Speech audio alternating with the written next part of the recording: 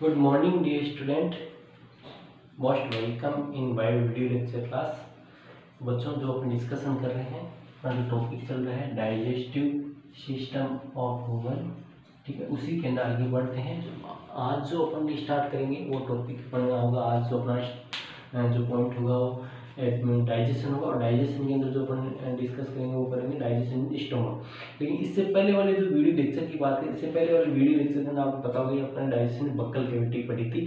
तो buccal cavity के अंदर क्या होता है, वो तो सलाइवा मिक्स होती है फूड के अंदर ड्यूरिंग द च्यूइंग प्रोसेस। और सलाइवा के अंदर बच्चों क्या होते हैं, एमाइलेज एंजाइम प्रेजेंट होता है। एमाइलेज एंजाइम प्रेजेंट होता है, आपको पता है वहाँ पर पीएच की वजह 6.8 थी जो सलाइवा की, उस पीएच पर एक्टिव होता है। उस पीएच पर वो क्या करता है कि जो स्टार्च होता है उसका पार्शली डाइजेशन करता है into the maltose and alpha limit dextrin के अंदर, ठीक है। अल्फा लिमिटडेक्स्ट्रिन 3 to 9 जो ग्लूकोज मॉलिक्यूल्स होते हैं, और आपके माल्टोज है disaccharide. It means it not completely digest it to glucose, means it convert starch into the disaccharide. It means partially digest the polysaccharide. जो यहाँ तक बात होगी, उसके बाद जो बोलस था वो अपने स्टोमक में आता है, जिससे हम बात करेंगे।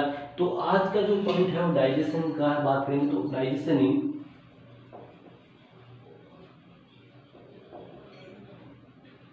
इन स्टोमक, ठीक है। आज जो बात कर रहे हैं अपन वो बात करेंगे डाइजेशन इन स्टोमक, ठीक है। स्टोमक के अंदर डाइजेशन किस प्रकार से होता है, क्या प्रोसेस होती है, उसका अपन डिस्कशन यहाँ पे करेंगे, ठीक है। डाइजेशन इन स्टोमक, तो स्टोमक के अंदर होता है। तो इससे पहले अपन बात करेंगे स्टोमक के अंदर जो फूड कंटेंट स्टेप और 3 to 4 ओवर, ठीक है। स्टोमक की बात करें, अपना डाइजेशन चल रहा है पॉइंट। इंजेक्शन के बाद दूसरा जो पॉइंट आता है मैकेनिज्म का, वो आता है डाइजेशन, ठीक है। दूसरा पॉइंट है, तो उसके अंदर पहले इंजेक्शन किया था, उसका डाइजेशन था। डाइजेशन के अंदर ये आपका सेकेंड पॉइंट है। पहले बक्कल कैविटी के अंदर डाइजेशन हो गया था, अब डाइजेशन इन स्टोमक। तो डाइजेशन की बात करें तो इसके अंदर जो फूड कंटेंट अपन बात कर सकते हैं, the semi digested food rest in stomach for about, जो जैसे अपन बात करें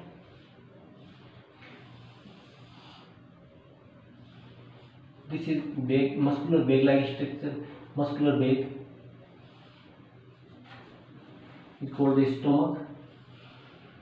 तो इसके अंदर जो सेमी सॉलिड जो फूड आता है, सेमी सॉलिड पार्शली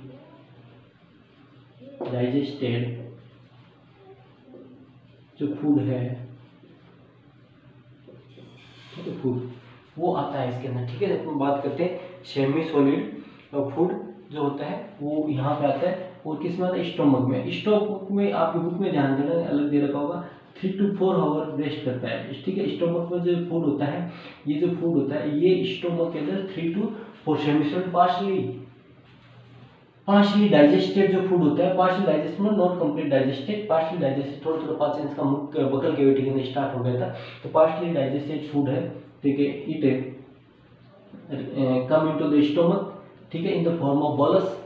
अपन बात करेंगे स्टोमक, तो इसके अंदर स्टोमक के अंदर बात करें तो स्टोमक के अंदर क्या हो जाएगा, ये जो फूड है या जो फूड होगा ये बोलस के रूप में आएगा, ठीक है। कहाँ आएगा, स्टोमक के अंदर, स्टोमक के अंदर आ गया।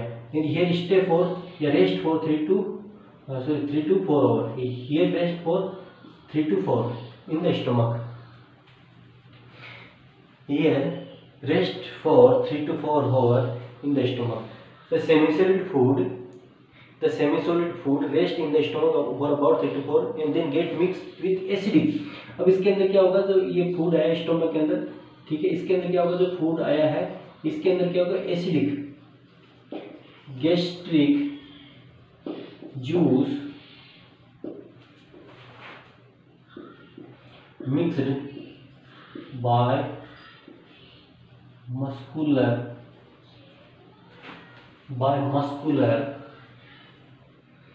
wall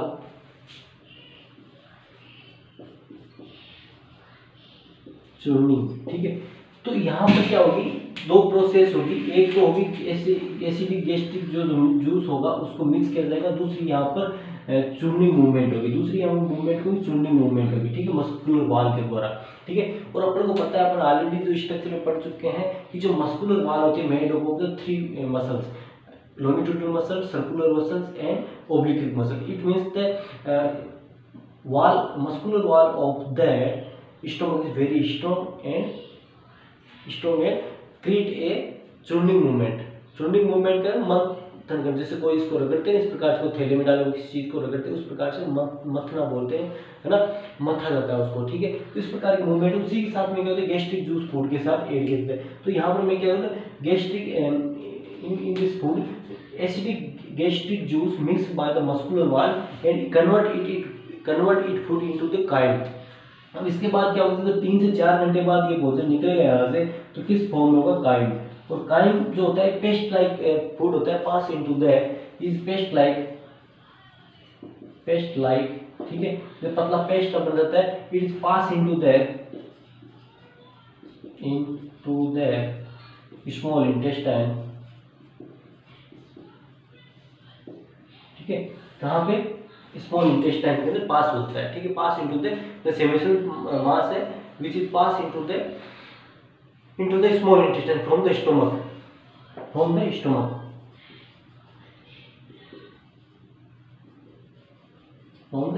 ठीक है, स्टोमक से ये कहाँ पे चला जाता है, जो कायम होता है, ये एक सेमी सॉलिड बिल्कुल जो तरल बन जाएगा, अपन बात कर सकते हैं सेमी फ्लूइड बोल सकते हैं, या आप इसको पेस्ट लाइक या सेमी फ्लूइड बोल सकते हैं।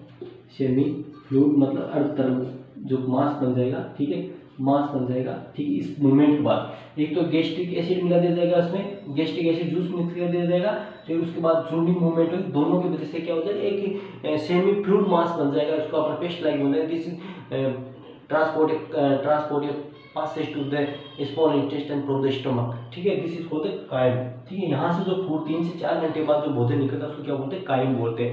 तो ये हो गया। इसके बाद बात करते हैं कि गैस्ट्रिक जो जूस है, एसिडिक जो गैस्ट्रिक जूस है बच्चों, ये जो होता है, ध्यान देना कि अपन बात कर रहे हैं जो एसिडिक गैस्ट्रिक जूस होता है, इसके अंदर क्या क्या कंपोजिशन होता है, इसके अंदर this contain the hydrochloric acid, this contain the hydrochloric acid of very low pH, means acidic pH. It also contain mucus, okay, it also contain prorenin which further convert into renin. It also contain pepsinogen which is also inactive form. It also contain gastric lipase, ये इसका composition होता है, ठीक है। अपन बात करते हैं gastric juice की, बात करते हैं कि जो गैस्ट्रिक जूस जो मिलाया जाता है इसके अंदर स्टोमक के अंदर into the food content, the gastric juice which is added into the food content, ये इस फूड के अंदर जो मिलाया है, ठीक है, इस फूड के अंदर जो मिलाया है उसका कंपोजिशन की बात करें तो गैस्ट्रिक जूस का कंपोजिशन में इसके HCl होता है, इसके अंदर म्यूकस होता है, इसके अंदर प्रोरेनिन होता है, इसके अंदर पेप्सिनोजन होता है, गैस्ट्रिक लाइपेज होता है। क्या होता है, गैस्ट्रिक लाइपेज होता है, ठीक है।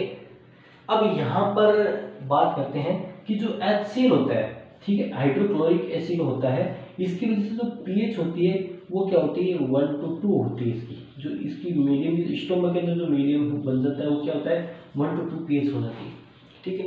स्टोमक के अंदर जो pH हो जाती है वो कितनी हो जाती है बच्चों, 1 से 2 pH हो जाती है। यहाँ स्टोमक के अंदर बात करें कितनी हो जाएगी, pH कितनी हो जाएगी बच्चों, 1 to 2 हो जाएगी,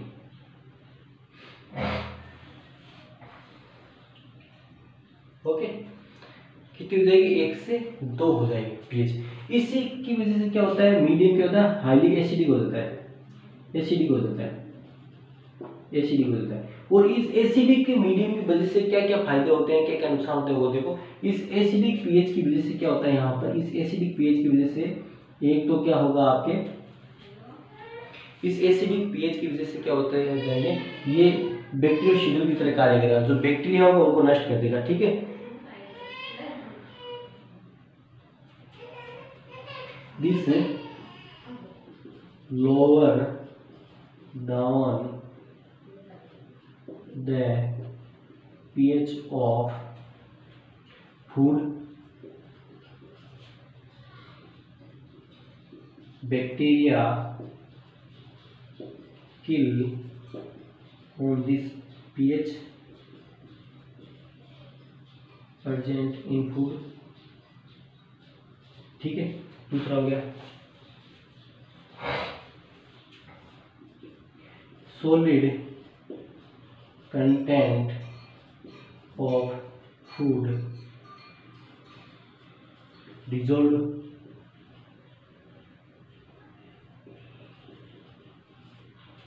सॉलिड फूड कंटेंट होते हैं वो डिजोल्व हो जाती है, इससे एसिडिक पीएच की स्थिति।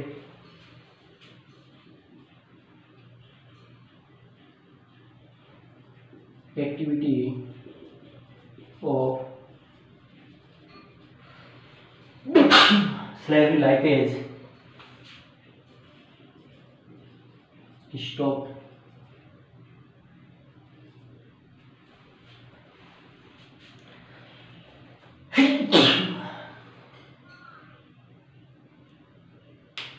स्टॉप। ठीक है, इस एसिडिक पीएच के क्या क्या फायदे होते हैं? ठीक है, देखो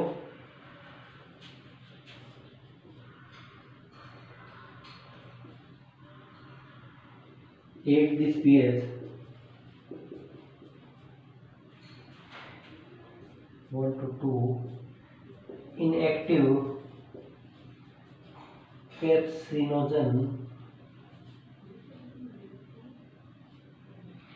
convert to active पेप्सिन। ठीक हो, क्या क्या लिखा है मैंने यहाँ तक एक बार देख लो, फिर आगे और डिस्कस करेंगे कि ये एसिडिक पीएच होती है इसकी हाइड्रोक्लोरिक की वजह से। जो गैस्ट्रिक जूस होता है, ये स्टोमक का जो कंटेंट होता है उसकी पीएच होती है वो एसिडिक हो जाती है। ठीक है, तो इससे क्या this lower down the pH of food, इसकी वजह से ओवरऑल क्या फर्क हो गया कि जो स्टोमक के अंदर जो फूड कंटेंट है उसकी पीएच है वो भी लोअर होगी। उससे दूसरा फायदा क्या होगा कि बैक्टीरिया यदि कोई प्रेजेंट होगा in the food of the stomach content के अंदर जो फूड है ना, तो उसके अंदर जो यदि कोई बैक्टीरिया प्रेजेंट होगा वो किल हो जाएगा इस पीएच पे। ठीक है, दूसरा। तीसरा क्या हो जाएगा, जो सॉलिड कंटेंट मान लो कुछ फूड के अंदर जो सॉलिड कंटेंट है वो डिजोल्व हो जाएंगे। ठीक है, सॉलिड कंटेंट है जो अनडाइजेस्टेबल जो है वो भी अच्छे से डाइजेस्ट, क्योंकि आप एसिड के अंदर तो आप पत्थर भी डाल दो गल जाता है, डिजोल्व हो जाता है। ठीक है, एसिड हाईली एसिडिक, तो पीएच की 1 to 2 स्ट्रॉन्ग पीएच होती है। स्ट्रॉन्ग पीएच पे क्या होती है, जो सॉलिड जो कंटेंट होगा वो क्या हो जाएगा, ये में डिजोल्व हो जाएगा। ठीक है, डिजोल्व हो जाएगा जो भोजन के अंदर स्टोमक के अंदर मानो कुछ भी हो तो वो डिजोल्व हो जाएगा, गल जाएगा। ठीक है, तो ये हो गया। इसके बाद नेक्स्ट आती है एक्टिविटी ऑफ स्लाइवरी लाइपेज होती है, क्योंकि एक्टिविटी ऑफ स्लाइवरी लाइपेज की बात करें तो ये किस पे एक्टिव होता है, 6.8 पीएच जो होती है बक्कल कैविटी के अंदर जो सलाइवा के अंदर प्रेजेंट होता है माइलेज, तो ये 6.8 पे एक्टिव होता है। तो इस एसिडिक पीएच पे क्या होता है कि इसकी एक्टिविटी होती है वो स्टॉप हो जाती है। इसलिए क्या होता है, यहाँ पर क्या होता है, जो स्टार्च होता है उसका डाइजेशन नहीं होता है। इसके बाद नेक्स्ट बात करें, इट एट दिस पीएच, कौन सी पीएच, 1 to 2 जो पीएच है, इस पे क्या होता है, जो पेप्सिनोजन एंजाइम होता है, ये जो एसिडिक इसमें गैस्ट्रिक जूस प्रेजेंट है, ये क्या होता है, इनएक्टिव फॉर्म में प्रेजेंट होता है। ठीक है, ये क्या होता है, इनएक्टिव फॉर्म में प्रेजेंट होता है। तो इनएक्टिव फॉर्म में प्रेजेंट होता है तो इसको क्या होता है, इस पीएच पे क्या होता है, एक्टिव फॉर्म में कन्वर्ट होता है इन द पेप्सिन, है ना। तो यहाँ पर क्या होगा, जैसे अपन बात करें तो इसकी जो रिएक्शन के, तो यहाँ पर पेप्सिनोजन जो है वो कन्वर्ट हो जाएगा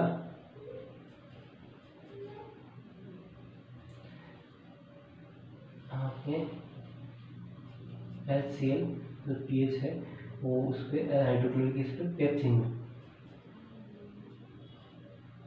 ठीक है, इट कन्वर्टेड टू पेप्सिन। किस में कन्वर्ट हो गया बच्चों, ये पेप्सिन में कन्वर्ट हो गया। पेप्सिनोजन जो एंजाइम है इस HCl की वजह से किस में कन्वर्ट हुआ है, पेप्सिन के अंदर कन्वर्ट हो गया।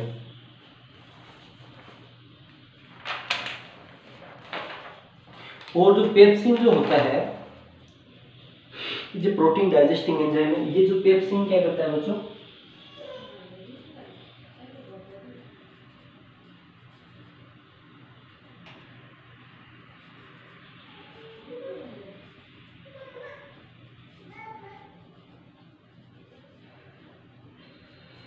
ये पेप्सिन जो है एक प्रोटीन डाइजेस्टिंग एंजाइम है, means it's partially digest protein.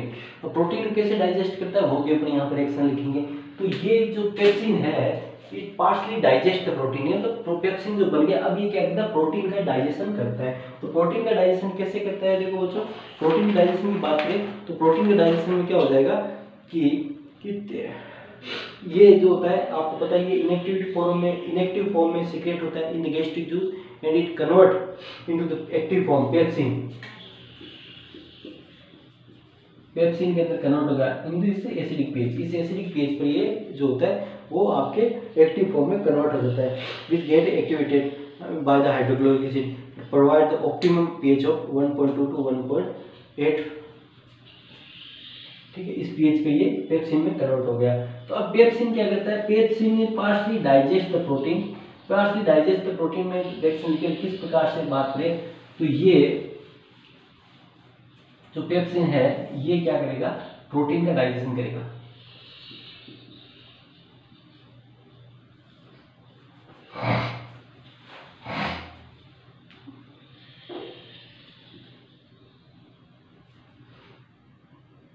Protein है पेप्सिन,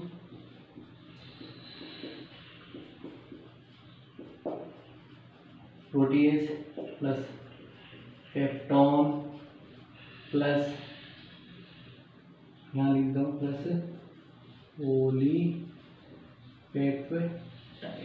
ठीक है, इसको काम किस में तोड़ता है, प्रोटीन को, पेप्सिन। अब क्या पार्शली नॉट कंप्लीटली डाइजेशन नहीं हो रहा है, कंप्लीट क्यों, कंप्लीट होता होता तो it convert into amino acid. तो यहाँ पर भी प्रोटीन का जो पार्शली डाइजेशन हो रहा है, तो protein convert into protease,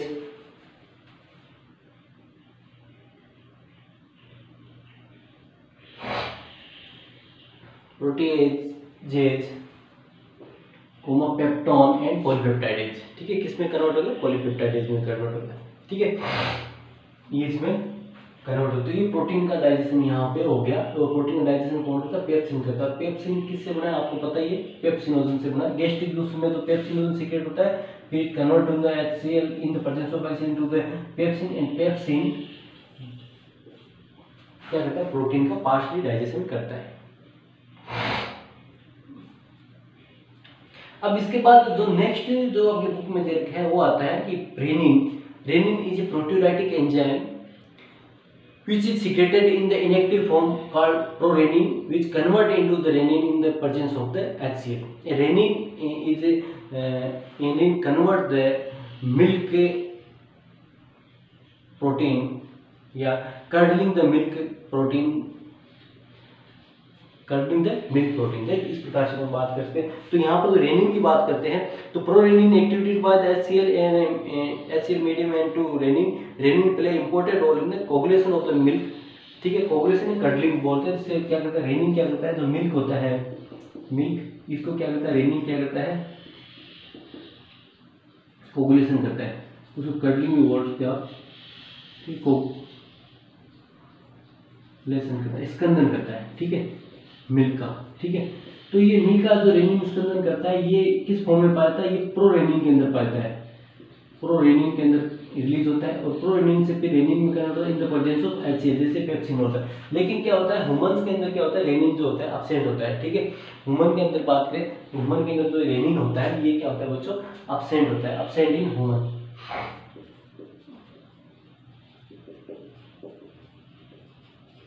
human के अंदर क्या होता है, ये एब्सेंट होता है। ठीक है, इसके बाद जो और इसमें नेक्स्ट जो बात रह जाती है वो आपकी रहती है कि गैस्ट्रिक लाइपेज है, जो अपने ये बच गया, ये गैस्ट्रिक लाइपेज जो यहाँ लिखा होता है गैस्ट्रिक लाइपेज। ठीक है, gastric lipase is weak enzyme. ठीक है, for digestion of the food, weak enzyme for digestion of the food, specially fat. ठीक है, तो ये क्या कहते हैं, फैट के डाइजेशन में काम आता है, लेकिन it's weak for digestion of the fat.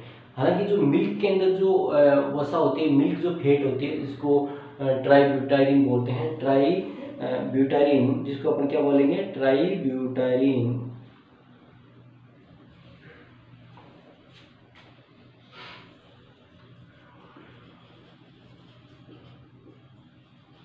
ट्राईब्यूटायरिन। ठीक है, ये जो किसमें आपके कर्ड में प्रेजेंट होती है, fat present in the butter.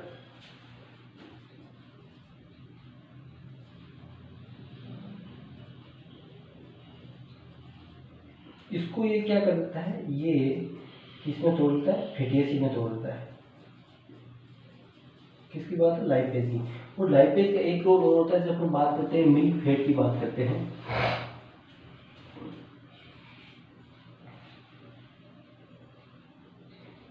Milk fat की बात करते हैं तो इसको क्या करता है, लाइपेज, गैस्ट्रिक लाइपेज,